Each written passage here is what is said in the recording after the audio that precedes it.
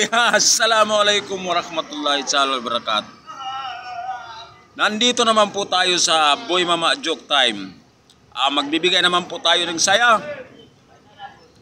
sa mga kapatid natin sa Christian at saka Muslim. Ngayon po may tanong ako.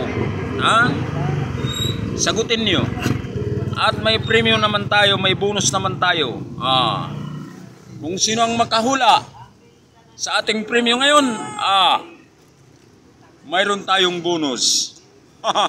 Dati, isang mama, ngayon, dalawa na.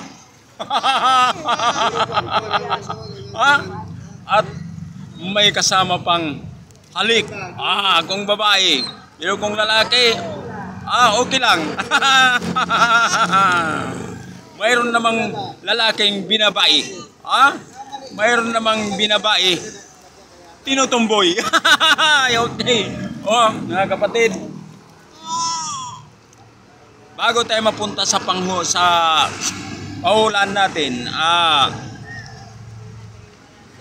ano pong hayop?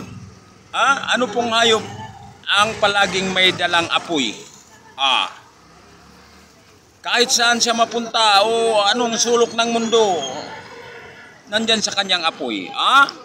Pero alam natin yung mga kapatid, pero sagutin nyo lang. Huwag kayong maya.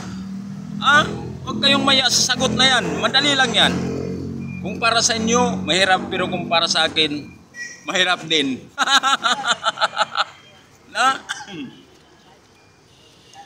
Alam nyo kapatid, hindi na natin patagalin ang sagot ng klaseng hayop, kung anong klaseng hayop ang palaging may dalang apoy. Yun ang tinatawag na dragon! Dragon, mga kapatid.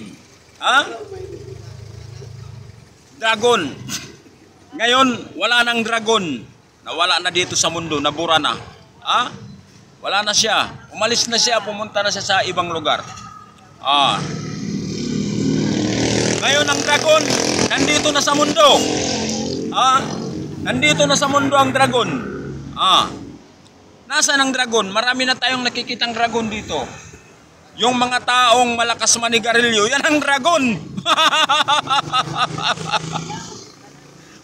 At sa kababae naninigarilyo na din. Tumboy man, bakla man, naninigarilyo. Kaya ang tawag sa kanila, dragon. Kaya wag na tayo maghanap ng dragon. Nandito na sa atin ngayon ang dragon. Yun lang po mga kapatid. Maraming salamat po mga magandang lalaki, magandang babae, tumboy man, bayot man, matanda man, o binata man, o walang asawa, may asawa.